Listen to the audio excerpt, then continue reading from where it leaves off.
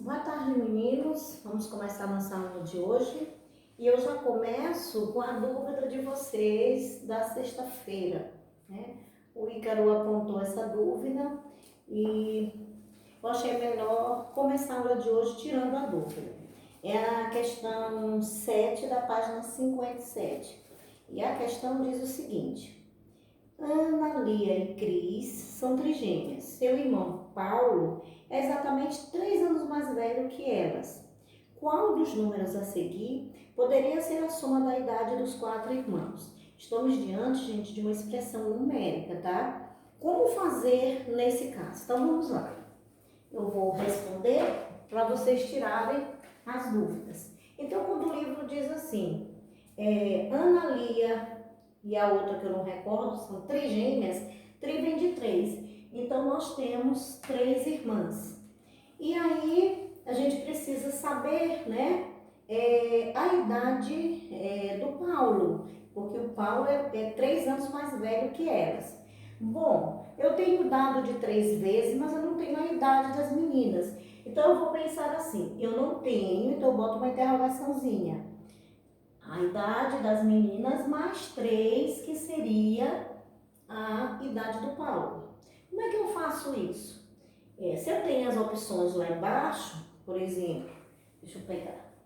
Eu tenho aqui as opções de 25, 27, eu tenho a opção de 29, eu tenho a opção de 30 e tenho a opção de 60, tá? Essas meninas, elas podem ser adolescentes, podem ser adultas, né? Então, eu não sei quais são os valores que eu vou colocar aqui para obter a idade do Paulo. Então, o que eu faço? Eu faço uma estimativa de valor, né? A gente aprendeu isso no 5º ano. A estimativa são números que nós devemos colocar para equilibrar a expressão e assim perceber o resultado. Então, vamos lá. Nós vamos estar fazendo a substituição. Então, 3. Se a idade das meninas fosse 5 mais 3, né, cada uma tivesse 5 anos, eu teria 15 mais 3, 18. Eu não tenho essa opção. E eu vou trocando aqui. Agora vamos colocar 9. 3 vezes 9, 27, mais 3, 31. Eu não tenho essa opção. Vamos colocar 6. 3 vezes 6, 18, mais 3, 21, né? Então, 3 vezes 6, 18, mais 3, 21. 21 seria a idade de Pedro, que é o irmão, e 18 seria a idade das meninas. Então, vamos ver aqui o que o livro quer como resultado. Ele diz assim: qual seria o número a seguir que poderia ser a soma das idades dos irmãos? Muito bem. Então, se eu coloco 6, 3 vezes 6 é 18, eu tenho a soma da idade das irmãs. Só que Pedro, ele vai ter 9, né? 6 mais 3, 9. Lembra que o livro diz que a idade do Pedro é mais 3 da idade das irmãs? Se cada uma tem 6, Pedro vai ter 3 anos mais velho que elas, que vão ter a mesma idade porque são trigêmeas, ele vai ter 9. Então, a minha soma vai ser o quê? 9 mais 18. 17 vai 1, 27. Professor, e se eu colocasse 5 aqui? Então, se cada uma tem 5, o somatório das irmãs seria 15. E o irmão teria 8, porque 5 mais 3, 8. Então, 3 vezes 8, 24. Eu não tenho 24. Se eu colocasse que a idade das meninas fossem 10 anos, eu começasse a substituir essa interrogação. 3 vezes 10, 30. O somatório das 3 já seria 30. E o menino, ele teria 13 anos, porque ele tem 3 anos mais velho que ela. Então, 30 mais 13, 43. Eu não tenho. Eu não vou encontrar nenhum desses, somente esse. Então, qual que seria o resultado? No lugar da interrogação é o 6. 3 vezes 6, 18. Cada uma teria 6 anos. O Pedro teria 9. Então, eu vou somar a idade do Pedro com o somatório da idade das irmãs. 9 mais 18, 27. A opção correta é essa. Então, observe que todas as vezes que a expressão ela trouxer um dado oculto, uma informação que não foi dada, use a interrogação para tentar resolver e encontrar esse valor que estava ocultado. Tranquilo? Respondida a questão, tirada a dúvida, vamos começar a nossa aula de hoje, que a gente já começa com geometria. E esse assunto ele é interessante e muito importante, porque a gente vai estar usando uma boa parte do tempo agora no 6º ano, o assunto da geometria, tá? E é muito interessante também a gente começar esclarecendo como é que tudo começa, né? Então a gente começa falando de ponto e linha. Então ponto, quando eu falo de ponto, a ideia é ponto mesmo, é isso aqui, ó, tá? Então para geometria o que é isso? É a unidade mínima para a formação de uma linha. Então não sei se vocês já viram, deve já ter visto em alguns livros, essa ideia do pontilhado, né? E que a gente faz isso, ó, ligando os pontinhos. Então, a linha existe por conta da existência de um ponto. Na verdade, todos os desenhos que a gente faz hoje, o desenho de uma boneca, de uma bola, de qualquer coisa, surge daqui, ó, da existência do ponto, que é a unidade mínima para traçar a linha. Como a gente faz o desenho usando a linha, é o ponto que origina qualquer desenho, até escrita, né? É o ponto. Então, é com o ponto que nós vamos conseguir traçar as linhas. E o que é uma linha? A linha, ela é um segmento, né? A partir da união desses pontinhos. A gente vai entender que um pontinho vai se unir ao outro e a proporção que eles vão se unindo, eles vão estar formando essa linha reta. Essas linhas, elas podem ser classificadas como reta, semi-reta ou segmento de reta. E é muito importante a gente entender o que é uma reta, o que é uma semi-reta e o que é um segmento de reta. A gente vai observar, primeiramente, que a reta, ela é um segmento infinito, tá? Onde é que está explícito, onde é que está clara a ideia de que a reta ela é infinita?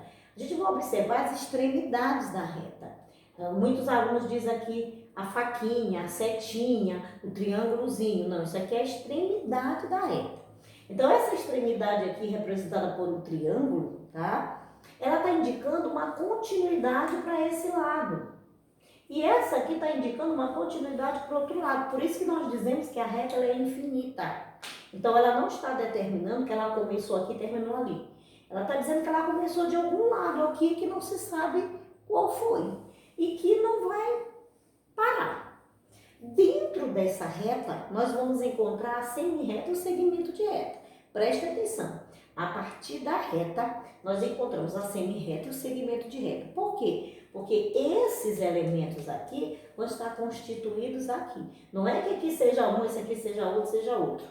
Tem as suas diferenças, porque não é a mesma coisa, mas o que eu quero dizer é que tanto a semi-reta quanto o segmento, eles surgiram a partir da própria reta.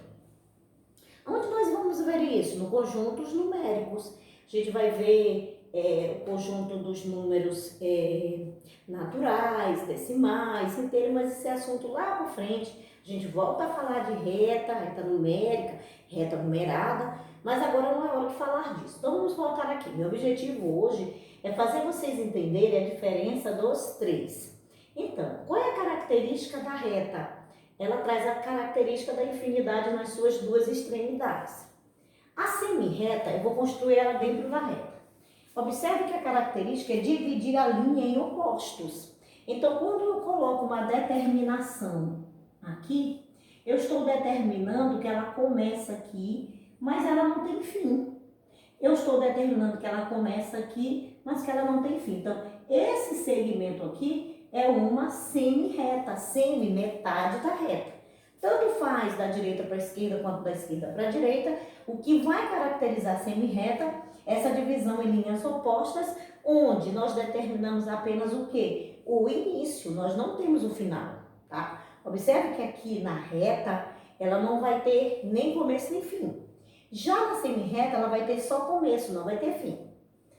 O segmento de reta, ele pode surgir, ó, também dentro da reta. Então, quando eu determino esse ponto aqui, esse ponto aqui, eu estou determinando que começa aqui e termina aqui. Então, é este trechinho que eu vou chamar de segmento de reta. Portanto, ele tem uma característica muito especial. Ele tem apenas um trecho da reta. Ele tem começo e tem fim. Bem fácil, né, gente? E vamos guardar essa diferenciação, porque sexta-feira eu vou fazer uma avaliação diferente com vocês. Que é muito menino e está acabando que não está tendo tanta qualidade para mim. Eu vou efetivar de uma outra maneira mais interessante para vocês. Aguardem, não faltem sexta-feira, que vai ser bem divertido. Assim eu espero. Então, reta infinita, não tem começo, não tem fim. Semi-reta só apresenta o começo, fim não tem. E segmento de reta tem começo e tem fim. Essa é a diferença que eu quero que vocês guardem, tá? Na aula de hoje. Tranquilo? Belezinha? Agora vamos para uma outra questão que vai culminar com essa explicação. Como é que esses elementos, a reta, a semi-reta, segmento de reta, eles vão se apresentar na geometria? A reta, ela vai se apresentar, por exemplo, quando eu tenho AB e que eu coloco assim, ó, eu estou dizendo que o ponto A e o ponto B estão numa reta, tá? Quando eu coloco AB e eu coloco assim, né? Esse A e esse B, eles vão estar nas extremidades de quem? De uma semi-reta. Quando eu coloco AB, vai estar numa extremidade de A e B, mas indicando um segmento de reta. Então, observem que, às vezes, alguns autores, eles não trazem exatamente assim, ó. Mas é importante que a gente tenha uma noção a partir da representação, né? Porque qual é a comunicação, qual é o entendimento que eu devo ter quando esses elementos se apresentam dessa forma? Eu tenho que entender quais são as extremidades, onde começa, onde termina, tá? Então, aqui nessa reta, quando eu falo de reta, que ela é infinita, eu não estou dizendo que começa em A e termina em B, porque ela não tem começo nem fim. Mas eu estou dizendo que dentro de uma reta tem um determinado ponto chamado A e B, tá?